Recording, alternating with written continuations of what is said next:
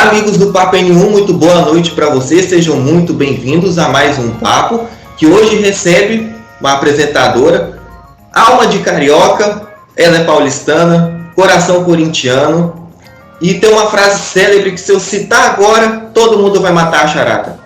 Ela, quando vê uma coisa que coloca a população em situação de descaso, ela mete o dedo na cara mesmo e cobra todo mundo. Já sabe quem eu estou falando, né? Não poderia ser diferente, eu estou falando dela, Isabelle Benito, apresentadora do SBT Rio. Isabelle, muito bem-vinda, muito boa noite para você. Boa noite, é um prazer estar conversando com todo mundo em todas as plataformas. Eu sei que esse papo demorou para a gente conseguir aí colocar na agenda, mas vai valer a pena. Um prazer, muito obrigada pelo convite. A gente que agradece o seu aceite também, Isabelle. Então vamos lá. Você atualmente, leonina, 42 anos, né? Isso. Ai, que susto, 42, é. Faz aniversário perto de mim também. Acho que uma semana depois de mim. Então você é de câncer. Sim, sou de câncer. É motivo nessa conversa. Nem tanto, depende muito. Mas é isso aí. 42 anos, mas começou novinha, né? Com 17, lá na sua terra, em São Paulo, Santo Anastácio, né? Comecei bem nova lá na minha terra, né? Paulista de Santo Anastácio, interior de São Paulo, bem interior, quase já no Mato Grosso do Sul, ali no biquinho entre o Mato Grosso do Sul e também o Paraná. Comecei com 17 anos na rádio local da cidade, né?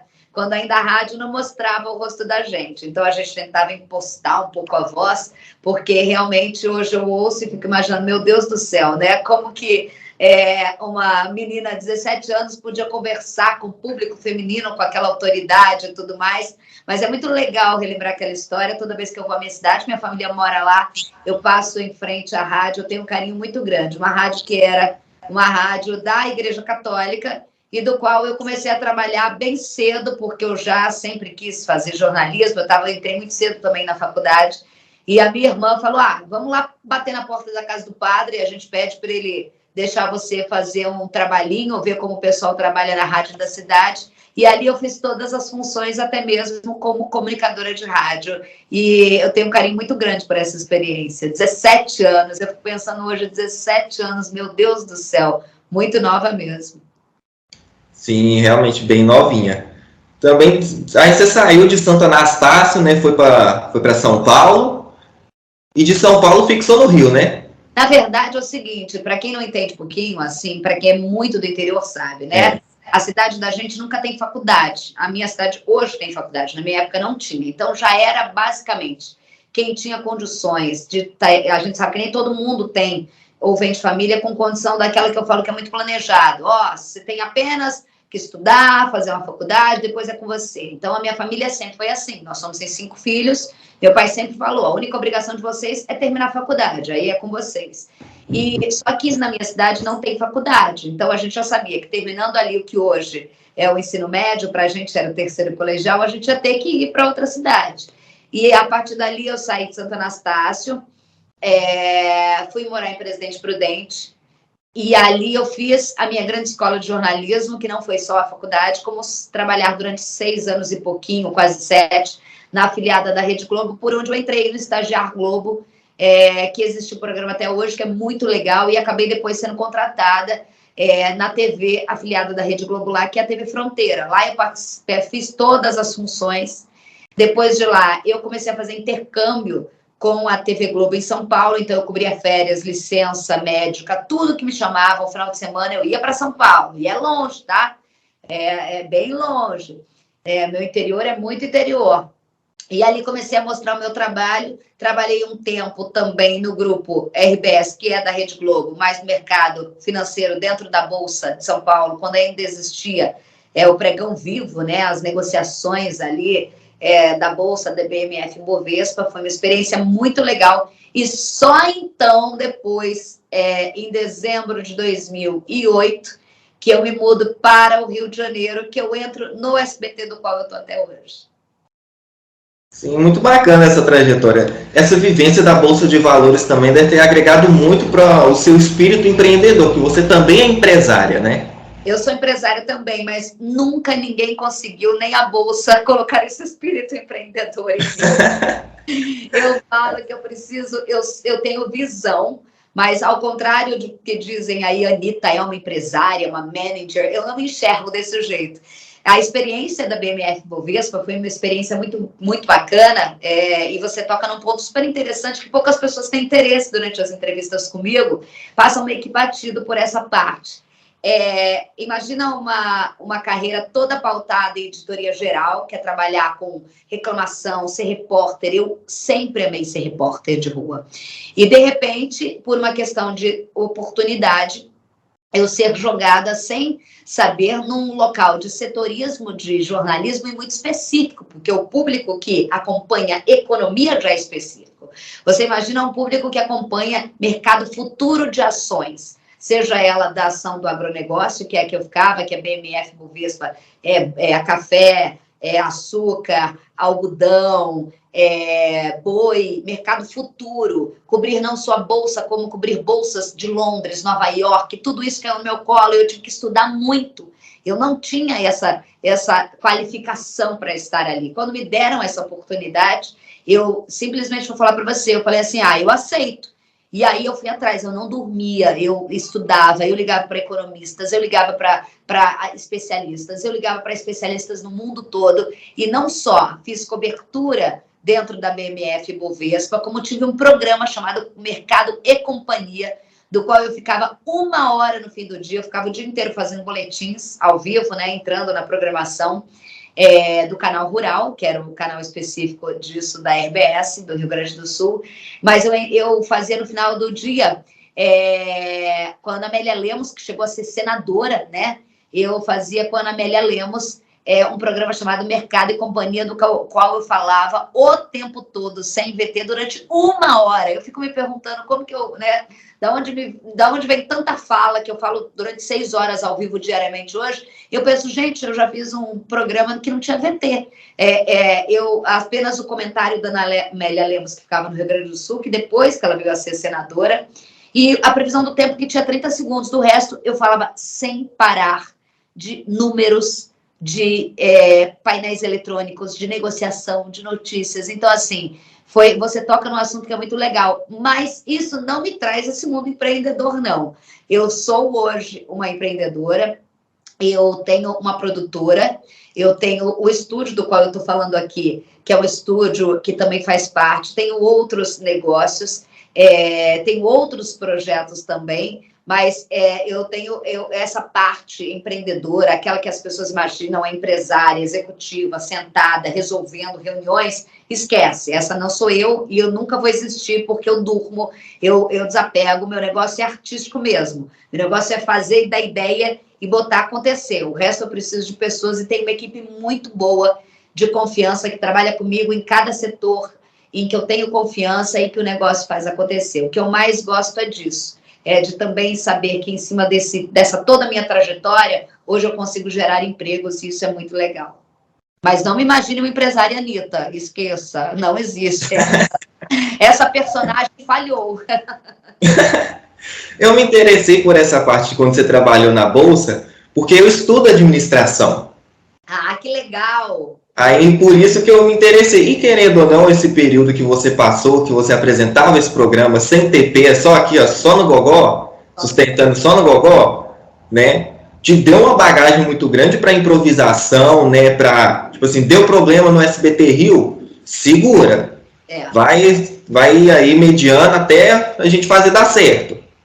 Né? Então, isso aí, com certeza, já agregou muito para sua carreira. Agregou muito, e principalmente você toca nesse ponto da questão administrativa e econômica. A gente fica muito preso, porque, como a gente é de editoria geral, de ficar sem se aprofundar em assuntos. E quando você se torna um jornalista setorista, você entende que, para você influenciar, dar opinião, que é o que eu acabei fazendo anos depois, que é o que eu faço hoje, que eu nem imaginava naquela época, você precisa aprofundar muito, não basta você saber o raso. O raso as pessoas já têm.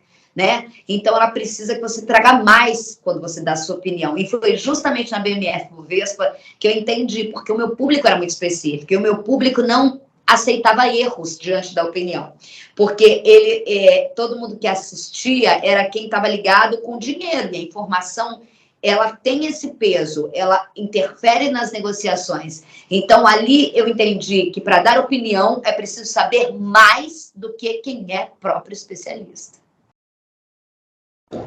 Sim, exatamente. E agora saindo desse mundo econômico aí, apesar de ser um público muito específico que acompanha, mexe com toda a sociedade, não tem como a gente não, ficar sem saber de economia. Nem deve. Nem deve, exatamente. Você começou como repórter na SBT em 2012, né? Olha, vamos falar que estão trocando piso em cima da sua casa, por isso esse barulho agora? Já acabei. Todo mundo tem que esperar. Gente, isso aqui é a vida real, não tem glamorização, não tem nada. Isso aqui é a realidade do brasileiro. Não, isso aí... Isso aqui é jornalismo raiz. É carro de som passando, é obra, é conexão caindo. O jornalismo raiz você encontra aqui. Aqui não tem glamorização, não. Pergunta, faz a pergunta. Então, tipo assim, você entrou na SBT Rio em 2008, né? Isso. Em 2012 você foi promovida a repórter. Não, em 2008 eu entro. Ah, tá. Se eu não me engano, foi no dia 14 de 2008. Como produtora, dia 15 eu fui promovida a repórter, porque eu sou uma péssima produtora. E eu peguei só a oportunidade para pegar e sugerir um VT do qual eu teria que ser repórter, porque eu ia ficar na fila de um posto de saúde que eu recebi a denúncia de que estavam vendendo senha na fila. E aí eu falei, cara, é minha oportunidade para não ser produtora, porque eu sou uma péssima produtora. Se um dia você tiver que me contratar como produtora, não faça isso. E aí eu dei um jeito de ser repórter. Então, eu durei no SBT aqui do Rio, eu fui contratada como produtora para cobrir férias, mas eu durei um dia. No outro dia, eu já virei repórter. Então, basicamente, desde dezembro de 2008, eu virei repórter do SBT Rio e, principalmente, especializada em editoria de polícia. Eu só fazia polícia. Tanto que você até cobriu, né, a ocupação do Complexo do Alemão em 2011, né? Exatamente. Aí conta pra gente como é que foi, porque é uma história, um capítulo do Rio de Janeiro bem intenso. Eu acompanhei na época, apesar de ser bem novo. Foi tipo assim... Você tinha? Hã? Quantos anos você tinha? Tô com medo de perguntar. 2011? Foi que mês de 2011 a ocupação mesmo? No final de novembro e dezembro. Então eu tinha, peraí, 9 anos. A ocupação do Alemão foi final de 2010, na verdade, novembro para comecinho, os primeiros dias de dezembro. Na verdade, foi um processo, né? Eu tenho que contar aqui para vocês, tenso. Eu chego no Rio, ainda não existia o projeto de pacificação, que era o PP. A ocupação do Alemão, as pessoas esquecem que ela foi feita para aplicação da unidade de polícia pacificadora do então governador Sérgio Cabral, que ficou preso e foi liberado há pouco tempo, no projeto em que todos mesmo acreditávamos que seria uma grande solução e era, sim, um projeto maravilhoso de ocupação das comunidades, expulsão do poder paralelo, seja ele milícia ou tráfico de drogas. Aquela semana onde houve a ocupação do Complexo do Alemão em si, eu acho que, para mim, a parte mais tensa, e as pessoas falam Complexo do Alemão, e porque lembram muito daquela imagem dos bandidos correndo e tudo mais. Mas, para mim, a ocupação mais... Tiveram várias ocupações perigosas, várias ocupações tensas, mas a do Alemão, ela ganha uma grande notoriedade e não é à toa. Mas as pessoas esquecem, foi o outro lado que foi o mais tenso para mim, que foi o Complexo da Penha. Eu nunca vou esquecer daquelas imagens. Né? O Complexo da Penha, para situar o povo, fica nas costas do Complexo do Alemão, onde tem a Vila Cruzeiro, onde nasceu o Adriano Imperador, que é uma comunidade muito violenta até hoje, muito violenta até hoje, que nunca deixou de ser ocupada pela maior facção criminosa do Rio de Janeiro. O que eu vi ali era uma mistura de esperança no olho das pessoas, esperança na gente como jornalista, muita coragem dos policiais, no enfrentamento de todas as polícias engajadas, que eu sempre pensava, como eu cobria antes isso, e a gente não era uma comunidade, de falar, outras comunidades a gente chegava e com autorização da associação, as pessoas fora do Rio não entendem. Você não pode fazer uma matéria, mesmo que for com a Dona Maria, por causa... Vou citar um exemplo meu. Eu, na Vila Cruzeiro mesmo, eu fui fazer uma matéria sobre câncer de mama, sobre uma mulher na entrada da Vila Cruzeiro que não estava conseguindo exame. Quando eu cheguei lá, eu fui abordada dentro da Casa da Mulher por 5 homens de fuzil, o que eu estava fazendo lá e quem tinha autorizado. Sendo que a produtora tinha ligado para a associação avisando a chegada da reportagem. Essa era a realidade. Você não podia fazer reportagem com a comunidade mesmo para pedir um bem para ela, porque o tráfico ele não deixava, assim como ele não deixa. Ele é o poder paralelo, seja qualquer for, ele faz uma população refém lá dentro. Mesmo que você for fazer na melhor das intenções para cobrar o exame da senhora, como eu fui fazer, eu fui interpelada por 5 homens de fuzil que quiseram ver a minha pauta, olhar. Isso é ou não é uma ditadura? Ler a minha pauta, né? Para ver se era aquilo mesmo. E acompanhou a gravação dessa mulher, ela se tremendo toda, sobre o que ela estava falando com os jornalistas. Então, eu já venho de uma época que eu conhecia a realidade, já tinha feito coberturas do tiroteio. A ocupação do Complexo da Penha na Vila Cruzeiro, para mim, é muito, muito forte, porque essa mistura de olhar entre as pessoas, alguns moradores que já sabiam da ocupação deixaram o local, outros quiseram ver, ficaram em suas casas. Foi mesmo uma entrada muito forte, muito estratégica e muito bem pensada, com todas as forças, porque estrategicamente é um local muito grande e eles são muito fortes de armamento. Então, você vê mesmo quem bancou bandidos encurralados correndo, uma ocupação acontece de verdade. O grande problema é o que não veio depois, porque foi um grande projeto de política, né? E não um grande projeto de poder público, de governo. E isso acabou colocando, mais uma vez, a população refém dos traficantes. E isso, na minha opinião, o que eu vi ali, a gente via na cara dos policiais, porque teve muito tiroteio, foi muito difícil. A gente entrava atrás de tanque, era guerra. A gente entrava atrás de tanque, aquelas imagens que vocês viam, dos tanques subindo, dos policiais subindo, do tiroteio, tudo aquilo ali. Se no vídeo era impressionante, pelos olhos da gente, a gente pensava, meu Deus, a gente que viu tanto tiroteio já, e eu viu vários, parecia mesmo que eu estava participando de um cenário de guerra, só que na hora você sabe que não é, e você sabe o medo que dá, o medo de morrer. E foi muito, muito, muito forte para todo mundo. Quando se teve a ocupação, foi uma sensação, vou falar para você que eu nunca vou esquecer, de tipo assim, é possível vencer. E eles venceram, os policiais ali venceram, tomaram a comunidade. A comunidade ficou dentro do Estado legal de direito, que eu acho que é isso que a comunidade merece. Se você perguntar para qualquer morador de comunidade, ele não quer, ele quer a paz, mas ele quer a paz com a dignidade. E não há dignidade para esse povo enquanto o poder paralelo estiver imperando naquele local.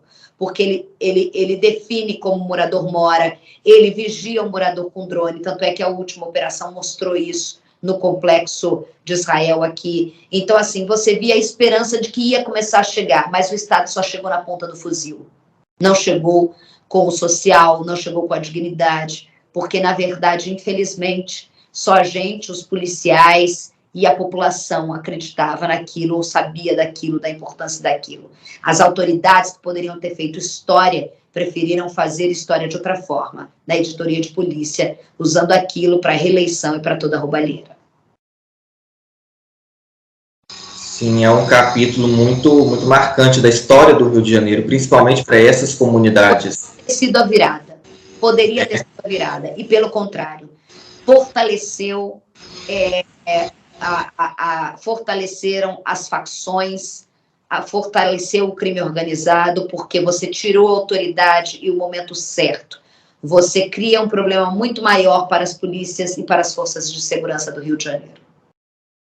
E para ter chegado a esse ponto, foi uma sucessão de erros durante muitos anos, né?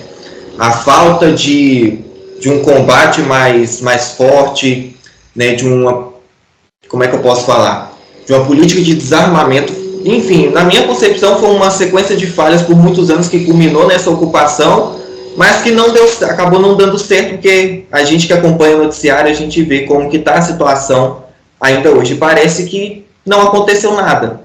Eu não chamo de falhas ou erros. Eu acho que é uma política intencional. A princípio de pessoas que usaram dessa política e usaram da coragem dos policiais, porque ser policial no Rio de Janeiro, independentemente de civil ou militar, você tem que estar preparado para a guerra, essa é a grande verdade, mas de forma intencional na política pública da época, em que usou apenas como palanque aquilo, não importava a vida do pobre ou a vida do policial. Por outro ponto, um discurso que ajudou muito a questão, seja de um lado ou de outro, de que não importa a vida de quem cai morto ou o sangue que derrama, mas sim de quem atira. Então, você cria um Rio de Janeiro, ou você é a favor da polícia, ou você é a favor disso, e não existe isso. Segurança pública é de sociedade. Então, a herança que a gente tem desse período, que era para ter sido uma herança extremamente vitoriosa para as minorias, para o morador da comunidade, para o trabalhador da comunidade, ela chega não só como uma herança de fortalecimento das facções criminosas, como também de um discurso polarizado que ajuda apenas o bandido. Apenas o bandido. Não ajuda a sociedade, não ajuda o policial, não ajuda quem quer falar sobre a segurança pública de verdade ou que está se importando com o morador da comunidade. Porque daí você vira um discurso tão polarizado, e não existe isso, de que ou você acha o bandido bom é o bandido morto, ou o bandido bom é o bandido romantizado, bonzinho. Não existe isso. Parem de viver no mundo de Sofia. O vagabundo é vagabundo.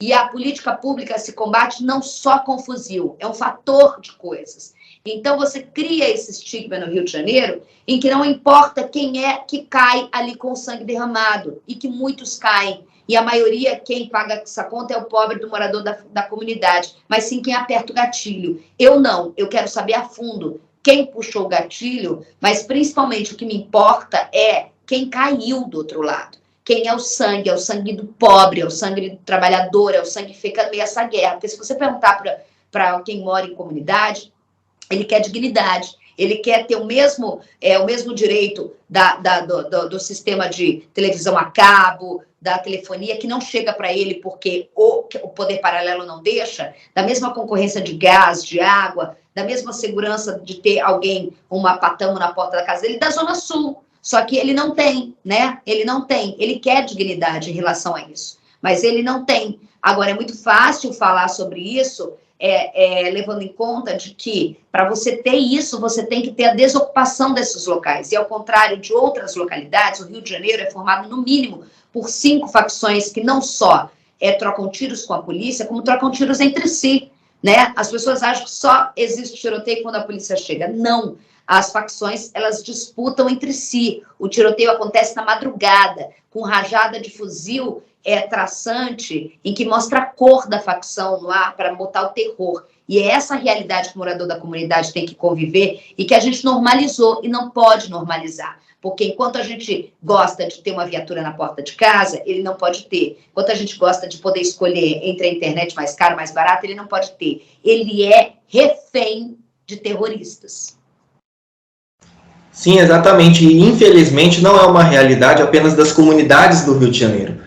Na capital do Espírito Santo, Vitória, também acontece isso. Eu acompanho o noticiário local e realmente acontece. A população tem que sair de suas casas, né, às vezes sem ter para onde ir, porque são vítimas da guerra das facções criminosas. Como você falou também, os tiroteios que acontecem entre as próprias facções acontecem de madrugada. Eu já cansei de acompanhar o noticiário aqui e ver vídeos de população com medo, mostrando no vídeo assim a rajada cortando o céu, né? Entrou uma ligação aqui. Ah, tá. Então, assim, e como você falou, tem pessoas que acabam morrendo, as balas perdidas, né? Então, não foi uma pessoa que morreu, foi um cidadão de bem que queria o melhor para si, o melhor para a comunidade, né? Que tinha uma pontinha de esperança de ver a situação melhorar ou ficar menos pior, mas que acaba sendo vítima dessa guerra das facções com a polícia, das facções com facções mesmo. Então, é uma situação, como você também falou, é uma série de fatores que contribuem para essa situação hoje em dia e que, para se resolver, vai demandar muito tempo, muito esforço e também vontade. Porque vontade, coragem. Vontade e coragem. Porque papagaio, qualquer um fala, até papagaio fala. E gente com peito para bancar, porque não existe minimizar risco. Existe você fortalecer as polícias com inteligência, com investigação, mas não adianta, do outro lado, pelo menos aqui no Rio de Janeiro, nós estamos falando de facções extremamente armadas até os dentes. Então, assim, infelizmente, é minimizar risco. Quem tem que ter o cuidado é a polícia em relação ao tiro, mas não esqueça, o bandido, ele não tem. E se precisar, ele atira. A gente viu vários casos, a gente tem vários casos. A gente tem esse ano a morte da menina de 9 anos saindo da escola e de um entregador do botijão de gás, porque foi briga de facção. Então, assim, é claro que para o morador não importa quem aperta o gatilho, ele só não quer que apertem o gatilho. Mas, nesse momento, ele está sendo vítima o tempo todo de instabilidade de briga de poder. Não adianta você falar, proibimos a polícia de entrar, quando há necessidade dela estabilizar um terreno que é conflagrado com guerra de facções que não jogam pedras um no outro. Eles tiram e aqui atiram de fuzil que fura a parede, que percorre mais de 2 quilômetros. Eles têm armas de poder americano, eles têm .30, eles têm .50 que derruba aeronave. Fuzil também que derruba helicóptero, né? Oi? Fuzil também que derruba helicóptero. Sim, a gente teve ultimamente aí, perdão aqui, a gente teve apreensão aí agora de uma .30 e uma .50, que são as que, aliás, já foi derrubado helicóptero da PM aqui por traficantes, né? A gente já teve isso. Sim, e ser jornalista no Rio de Janeiro é um desafio, né? Um desafio diário de lidar com situações que você sabe que nos outros lugares não são tão comuns assim, né? Mas a gente também não pode normalizar esse tipo de acontecimento. A gente tem que lutar para que isso não ocorra mais. Porque se a gente vendo, a gente já não aguenta mais, imagina para quem vivencia isso. Eu falo que ser jornalista no Rio de Janeiro, não desmerecendo qualquer outro lugar, mas eu já trabalhei em outro lugar, você consegue fazer de tudo, porque você cobre desde a guerra da favela, das comunidades, as maiores mazelas, a pobreza, ao maior carnaval da terra, ao maior espetáculo da terra, a tudo que é lindo e maravilhoso. Você cobre de tudo que você imaginar. Um jornalista no Rio de Janeiro, ele consegue, do 8 ao 80, fazer a cobertura. Então, ele está preparado para qualquer coisa, porque aqui realmente é a terra, como diria Fernanda Abreu, do caos, né? Rio 40 graus, purgatório da beleza e do caos. E dentro disso tudo, o jornalista para contar essa história. Perdi seu áudio aqui. Voltou. Voltou? Voltou. Até que para mim travou tudo aqui. Mas enfim, é a cobertura de extremos, né? Às vezes de uma tristeza extrema para uma alegria muito extrema também. Esse é o Rio de Janeiro. Esse é o Rio de Janeiro. Você vê pelo meu estúdio. O estúdio que tem a janela mais linda do mundo, que me perdoem as outras, mas a gente tem um estúdio que tem um pão de açúcar ao fundo, mas ao mesmo tempo eu estou dando notícias da realidade do Rio de Janeiro. Esse é o Rio de Janeiro.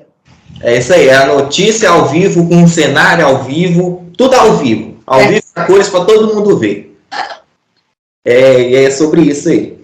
E agora vamos tentar dar uma amenizada no clima. Você também, Isabelle, ganhou o título de cidadã honorária do Rio de Janeiro. Carioca. Oi? Com X. Sim, medalha de mérito Paulo Ernesto, maior honraria concedida a um cidadão. Pedro Ernesto. Pedro Ernesto. Né? E como foi para você receber esse título, sabe? A maior honraria que alguém pode receber no Rio de Janeiro, né? Você, como a gente falou, você nasceu em São Paulo, mas sua alma é carioca. A gente te vê o carioca sendo representado ali. E como foi para você receber a medalha Pedro Ernesto? Foi uma emoção muito grande. Você tocou num ponto que é muito emocionante para mim. Foi um dos momentos. Eu já passei por muita coisa. Nossa, eu tenho muito a agradecer nessa vida, Mas, assim, a medalha Pedro Ernesto, mais ainda o título de cidadã carioca, que foram 2 honrarias no mesmo dia, eu estar na Câmara de Vereadores e olhar e tudo aquilo, né? Não só pelo tamanho, pela grandiosidade, mas por que leva alguém conseguir ter esse privilégio de ser homenageada? É pelo que você presta para o cidadão local da cidade. E eu acho que, quando eu olhei tudo aquilo, tem, meu Deus do céu, mais do que um agradecimento meu à cidade, que eu agradeço todos os dias a essa cidade, a esse povo. Nesse momento, eu estou sendo agradecida porque eu faço diferença. E eu nunca tinha parado para pensar nisso. Eu sempre agradeço muito o Rio de Janeiro, eu amo o Rio de Janeiro, eu tenho o Rio de Janeiro tatuado no meu corpo, de tanto que eu amo essa cidade. Eu falo que eu tenho alma carioca. Existe um jingle feito por um dos maiores compositores de samba da história do Rio de Janeiro, que é o Leonardo Bessa, que ele fala alma carioca, do qual ele me interpreta. Mas nesse momento, naquele momento caiu minha ficha de que, tipo assim, o Rio estava me agradecendo, ou seja, meu Deus do céu, quem sou eu que saí do interior de São Paulo, que na minha infância eu nem sabia de verdade se o Rio de Janeiro existia, ou era só a nave da Xuxa, ou o que era. E hoje eu estou sendo homenageada com as pessoas que eu mais amo, com as pessoas que eu admiro, com diretores, com a irmã do Silvio Santos, nossa diretora Sara Bravanel, maravilhosa, falando sobre a minha pessoa, com meu filho falando sobre mim. Assim, aquilo ali foi um dos momentos mais fortes para mim como profissional, e foi um momento que eu parei. Todo mundo fala e para e pensa que a gente fala assim, nossa, quando chega em casa você para e pensa, poxa vida, conquistei isso, poxa vida, me conhecem na cidade, poxa vida, eu estou no aeroporto de Congonhas, me param, meu Deus do céu. Não, a gente não para pensar nisso. Ali foi o momento que eu parei e pensei, meu Deus do céu, onde eu cheguei, sabe? E até hoje eu me lembro de estar muito emocionada de ver aquilo, porque eu continuo me enxergando como uma vez muito engraçada, minha irmã estava comigo e uma mulher começou a chorar quando me conheceu, assim, ela tremia muito. E aí minha irmã ficou muito chocada com aquilo, ela falou, por quê? Porque a minha irmã sabe quem sou eu antes de virar a Isabelle Benito. E aí, aquele foi o momento que eu pensei, meu Deus do céu, realmente é diferente, sabe? E eu fiquei muito emocionada. Então, quando eu recebi, eu já tinha recebido uma honraria, uma comenda de Chiquinha Gonzaga, dada apenas a mulheres que fazem a diferença no Rio de Janeiro. Foi a minha primeira grande homenagem, assim. E presidida por Marielle Franco, à época, né? Que ela estava presidindo a mesa aquele dia. Então, eu me lembro daquele dia ser muito forte para mim. Mas o dia da medalha Pedro Ernesto, em que estava todas as pessoas que eu amo, que eu admiro, gente falando sobre... Eu ouvindo as pessoas, eu falo tanto sobre os outros, e eu nunca tinha ouvido tanto falar sobre mim. Então, assim, foi uma das noites um dos dias mais especiais da minha vida, com certeza. Foi o dia que eu entendi que eu faço um pouco pelo Rio. Sim, é o dia que cai a ficha, né? Exatamente. É o dia que cai a ficha. Agora, falando de um fato mais recente... Lá vem. Não, esse aí você vai gostar de falar. Esse aí eu não poderia não poderia deixar de falar aqui. Eu perguntei alguma coisa que vocês iam me perguntar antes? Não. Não. Para mim, pode perguntar tudo e não combine perguntar. Nada é combinado aqui. Se as pessoas... é combinado. Não é combinado. Perguntar tudo. Não é combinado. A gente só convida. Eu fico a cargo de fazer pesquisa e de fazer as perguntas. E nada, a pessoa entra aqui e pensa, meu Deus, o que esse menino vai perguntar? Tem gente que fala, não pode falar sobre isso, não pode falar sobre aquilo. Eu não gosto disso. Eu gosto, tipo assim, eu vou perguntar mesmo se a pessoa quiser responder bem, se não quiser, amém, e é sobre isso. Vamos falar da participação da dona Cremilda no SBT Rio, que mandou uma homenagem, falou assim, eu gosto do Luciano Huck, aí você foi citada no Domingão do último domingo, né? Luciano Huck te agradeceu nominalmente. E como é que você viu? Quando você viu, gente, o Luciano Huck falou sobre na Globo, e como é que foi isso aí? Como é que foi a participação da dona Cremilda no SBT Rio, e depois você vê que você foi citada no Domingão? Mas, olhando assim, quando eu vi o Luciano falando meu nome, eu só pensava, não fala Isabela, não fala Isabela. É óbvio que eu fiquei assim, meu Deus do céu, horário nobre da Rede Globo, estão citando o SBT, que eu acho tão lindo, eu gosto tanto disso, porque as pessoas acham que, nossa, não se pode, não. O SBT... Acho que tem essa rixa entre uma emissora e outra, né? O SBT não, porque o SBT não é todo mundo, ele é uma TV agregadora, né?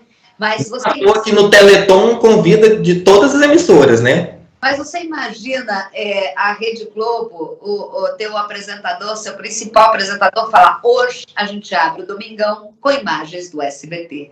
Então, assim, naquele momento, eu juro para você, eu só pensava assim: meu Deus, eu estou fazendo parte da história da TV brasileira.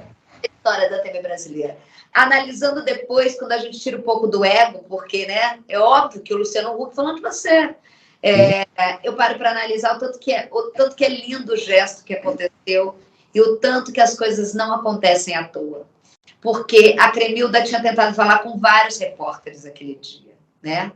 E as pessoas estavam com as suas pautas. Então, um ia falar... Eu não sei, ela falou que um repórter de uma emissora estava querendo falar sobre um negócio lá, ela falou, a hora que ela foi falar do Luciano, ele falou: olha, a minha pauta é essa, tal. E aí vem a primeira sensibilidade da história, né? Está o Fabiano Martinez, que é um repórter que ele ouve todo mundo. E ele estava ao vivo, falando sobre Fla-Flu. E ele estava na Uruguaiana, como se fosse uma 25 de março. E quando ele fala com a dona Cremilda, o Fabiano, ele é agregador, ele é assim.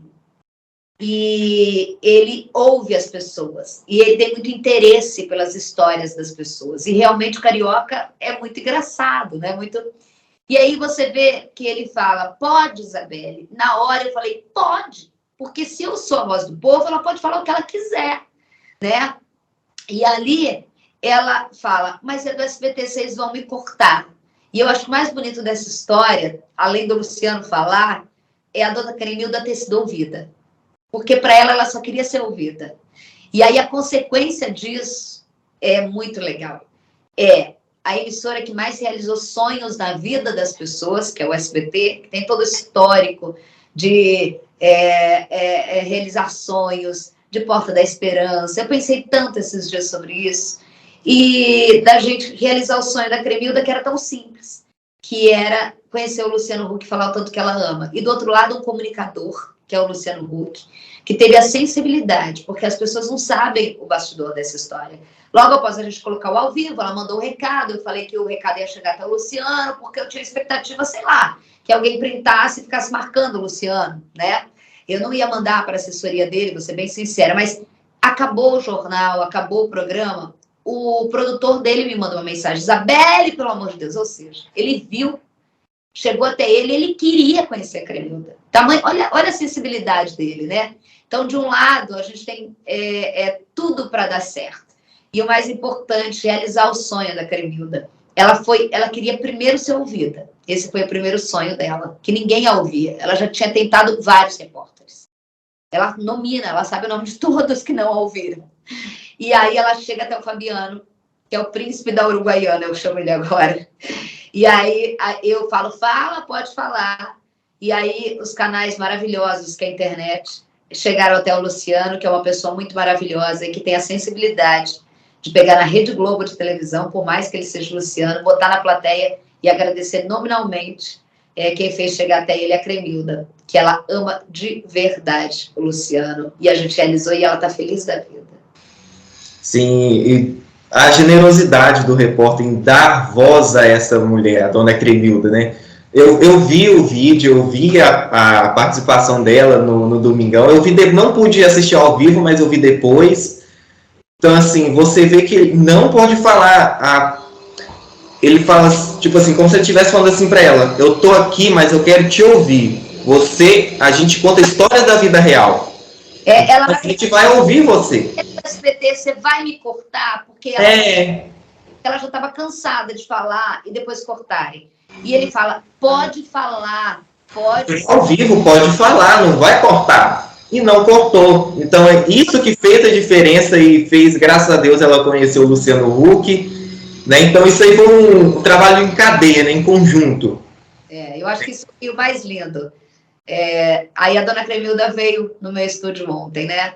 O abraço dela de agradecimento e o tanto que ela ama a TV brasileira. Ela ama, ela sabe tudo, ela assiste ao Fofocalizando, ela sabe tudo que eu faço.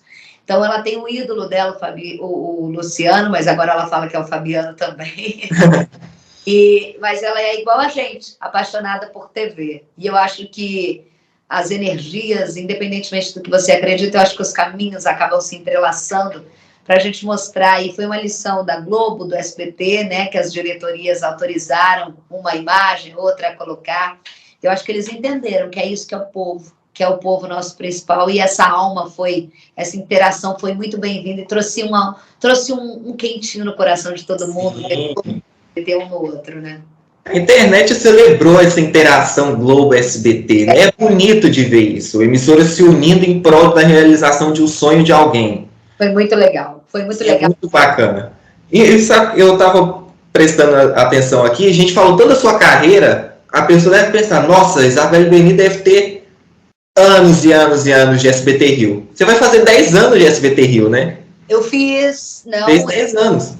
Eu fiz 10 anos apresentando? Apresentando. Porque eu tenho mais tempo no SBT Rio, né, como repórter, mas apresentando eu fiz dia 14 de janeiro, 10 anos.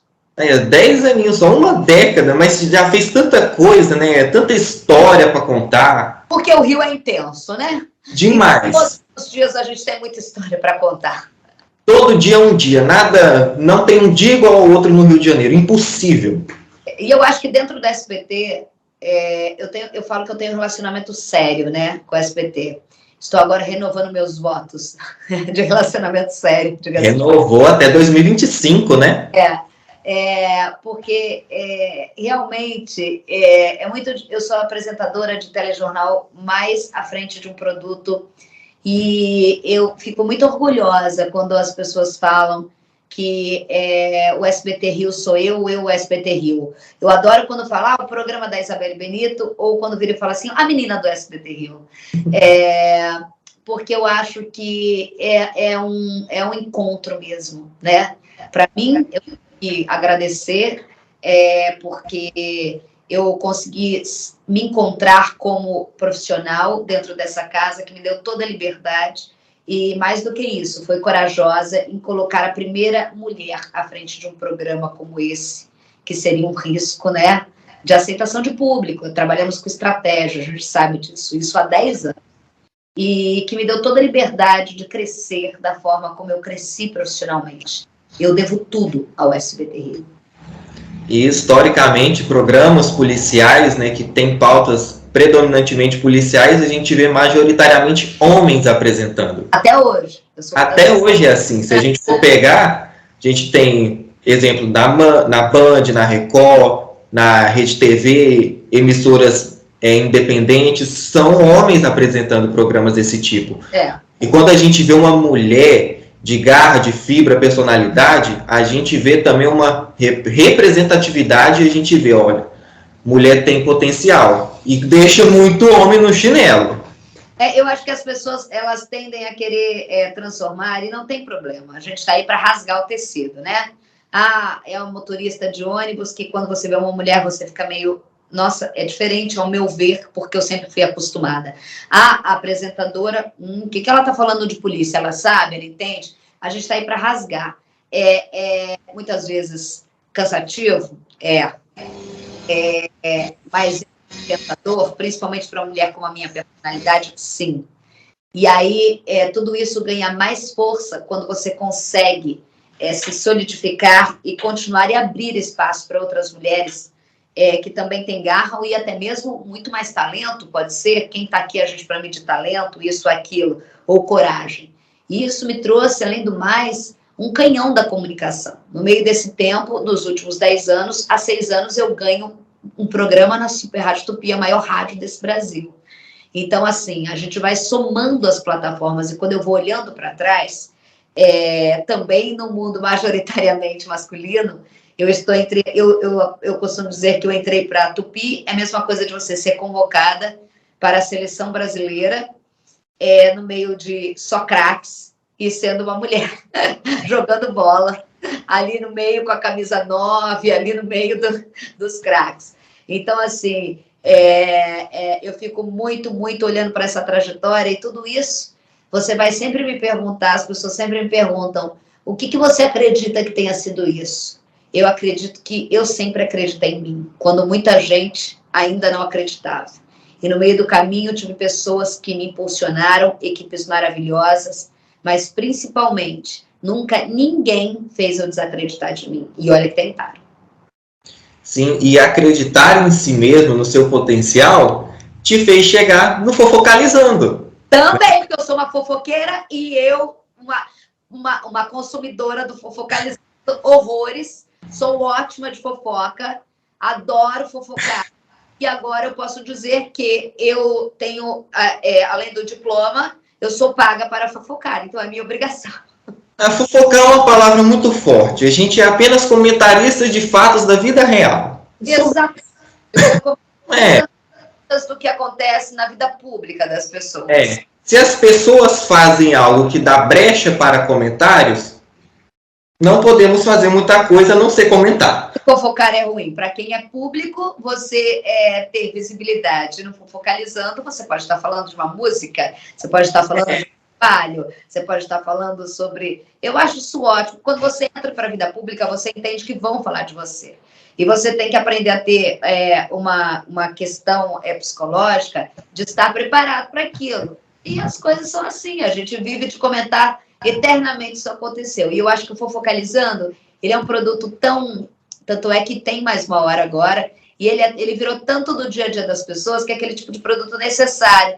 E que você está lá, você precisa dar aquela desafogadinha, você liga, você ouve, você fica vendo a gente debater, a gente conversar, a gente dar risada. É como se fosse um grupo de amigos e amigas sentado, batendo papo, que é isso que a gente faz. A gente senta numa mesa e vai bater papo sobre o quê? Sobre, muitas coisas, entre elas, fofoca. Sim, é uma roda de amigos tomando aquele cafezinho na tarde, comentando sobre os assuntos. É essa energia que o Fofocalizando passa, né? Porque agora que você foi efetivada, antes você só fazia umas participações, né? Isso, eu já tinha sido convidada pela Cris no passado, que ela gostava. Uma querida. Mas a Cris é uma querida, uma das pessoas mais... eu não sei nem usar a palavra, porque mais do que você ser uma pessoa boa, bacana, generosa, ela é agregadora. Ela é a Cris Flores, né? E assim, ela gostou muito gostava muito das minhas participações, e assim a gente foi indo até quando ela quisesse e tudo mais, até que esse ano teve a mudança, tem uma hora a mais, aí eles me convidaram. E eu mudei toda a minha rotina para aceitar e participar desse programa que eu adoro, que eu me divirto de verdade, sabe? Às vezes às vezes eu comento sem estar na hora de comentar, e eu fico assistindo, e às vezes eu vejo que pisca, depois mandam uns recortes que pisca no ar, às vezes a minha cara, e eu tô exatamente com a cara que a gente fica assim, ó, assistindo uma fofoca na TV, assim, ó, é exatamente aquilo que eu faço. Aquela fofoca que edifica o dia, tipo assim, gente... Deus, e assim, eu realmente, eu faço o programa, mas muitas vezes eu esqueço quando estão assim, eu assisto o programa o tempo todo. É, sobre isso. É como eu comento com a minha amiga, uma fofoca bem contada, com detalhes, edifica o dia das pessoas. É edificante. Sim, com áudio, com print, com foto. É agregador, sabe? É agregador. Como que eu falo? É um momento... Eu tenho 2 momentos, que eu tenho um momento também da Nova Brasil, que eu tenho um programa na Nova Brasil das 8 às 9 da manhã, e ali a gente brinca e tal. Eu começo o dia trabalhando, que cobrir o Rio de Janeiro é pesado e tudo mais, eu faço programa, tudo é trabalho. Mas eu começo o dia rindo muito e termino o dia dando muita risada também.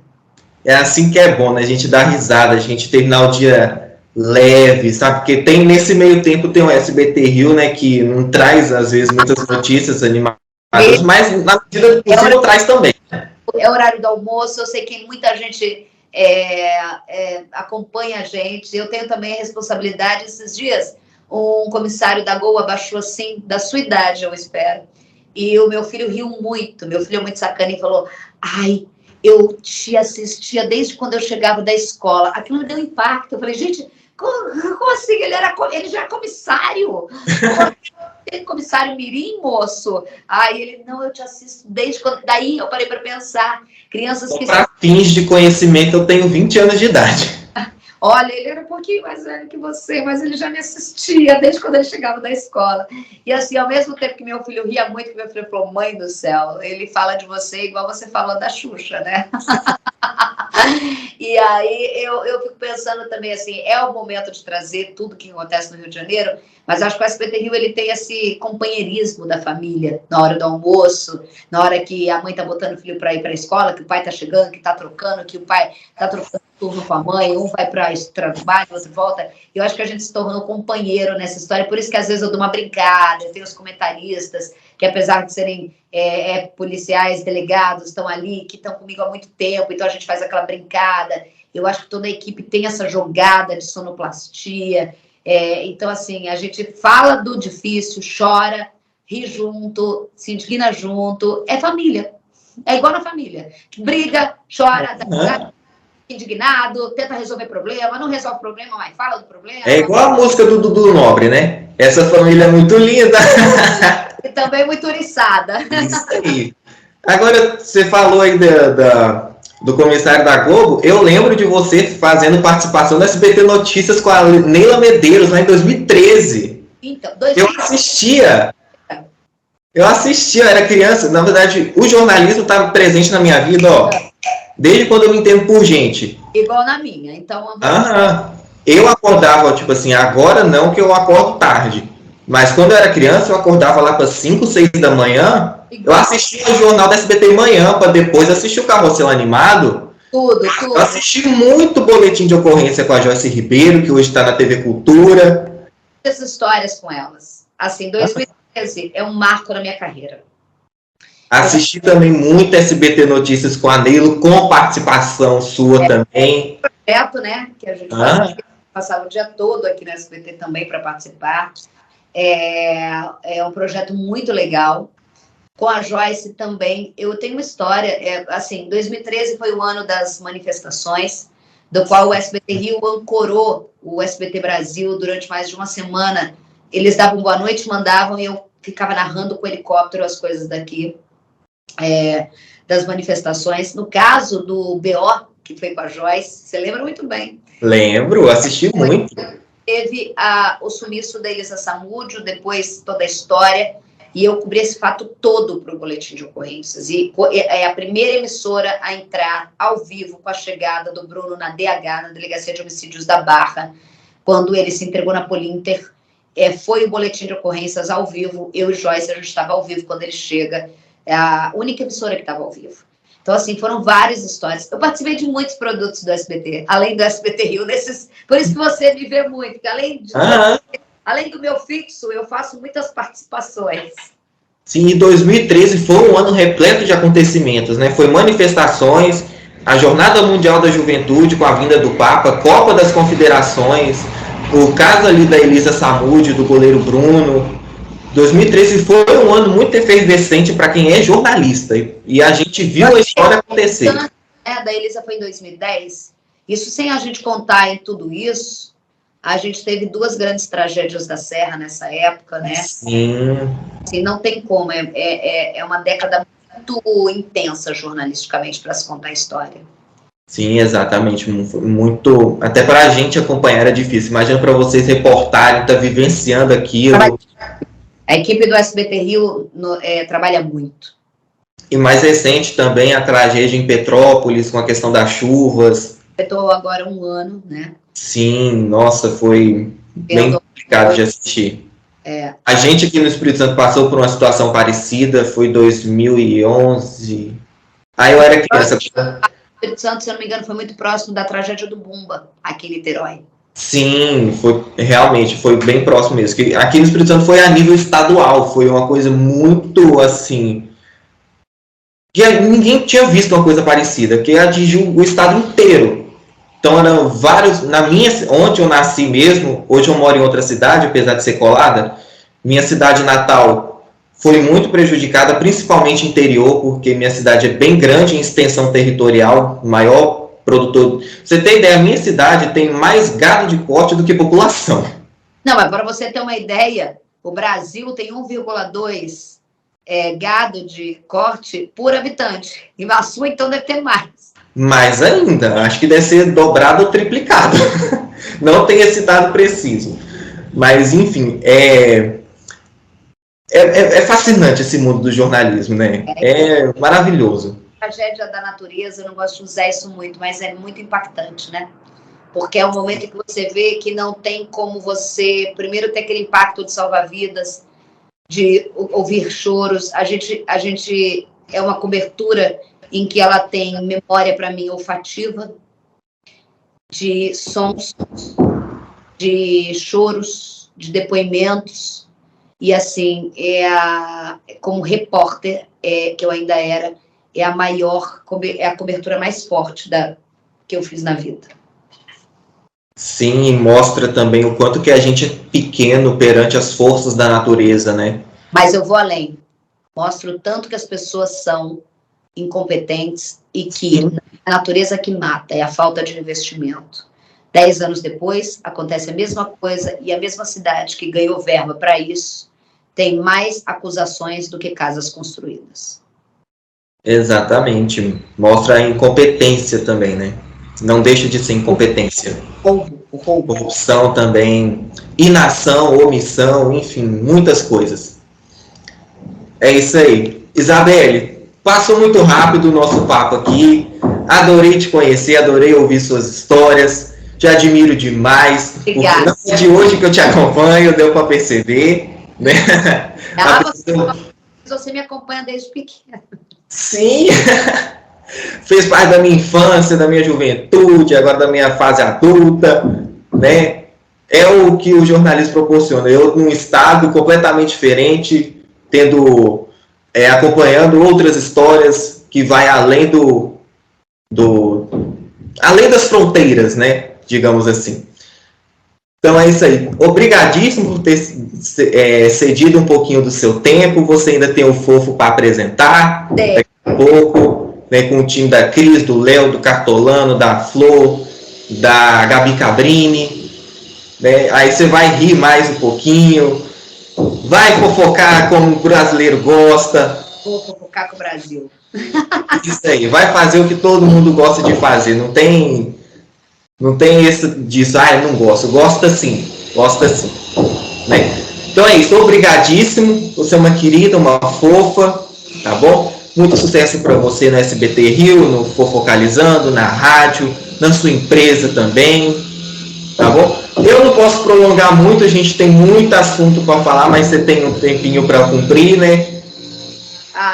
Quer fazer uma última pergunta? Pode fazer aqui. Se eu for fazer uma outra pergunta, vai 20 minutos. Aí não dá. Então eu vou dar um último spoiler. Eu estou no local onde em breve vocês terão Isabelle Benito com podcast no YouTube. Agora eu vou para o YouTube me lançar também no YouTube. Olha aí, spoiler exclusivo aqui no Papo Nenhum. Tá desfocado, mas dá para ver perfeitamente. Isabelle Benito, multiplataforma. É isso que multifacetas também. Admiro muito o trabalho de vocês. Não desistam. Essa nova linguagem que a gente tenta se adaptar, esse bicho de TV que a gente sabe fazer, tenta se adaptar, porque no fundo é comunicação, é troca. É esse bate-papo gostoso, né? Do qual eu não perdi meu tempo de poder estar indo ali ou esperando. Eu ganhei meu tempo batendo esse papo gostoso, revisitando uma história e sabendo que tem gente interessada nela. E isso, para mim, é uma honraria muito grande. E muito obrigada pelas perguntas e pela forma de condução de conversa, que eu acho que é complicado a gente entrevistar quem já foi entrevistado várias vezes, né? Eu sei como é isso. Mas a gente trocou aqui figurinhas importantes para a gente levar, que eu acho que é um consenso total de querer uma juventude como você, cada vez mais argumentativa, questionadora e fiscalizadora, que é o que a gente precisa. Tanto é que a gente muda as coisas, tanto é que a gente está no Brasil de 2023. Ai, obrigado pelas palavras. Obrigado mesmo. Agora sim tocou na ferida do canceriano. Eu tenho um filho canceriano. E eu sou canceriano, meu ascendente é câncer também. Ah, meu Deus do céu. Então é tudo dobrado. Ah, meu E a própria novela mexicana. Eu sou uma leonina com ascendente em touro, né? Ainda bem que eu já almocei mais cedo. Eu nem almocei ainda, vou almoçar daqui a pouco. Almoçar / café da tarde. Um beijo. Obrigada pela oportunidade, é uma honra poder falar sobre a minha história e quem faz parte dela.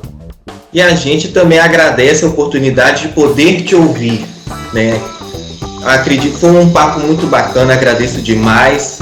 Mais uma vez, sucesso na sua carreira. Que venha mais 10, 20, 30 anos de SBT Rio para você, tá bom? Que Deus te proteja, te ilumine, abençoe sua família, seu marido, seu filho, né, sua empresa, agora esse novo projeto aí, o podcast, né? Parabéns pela renovação de contrato com o SBT, tá bom? E pode ter certeza. E que sua obra é em cima, Camilo. Graças, tomara. Acabou uma da igreja aqui perto da minha casa, começou aqui em cima.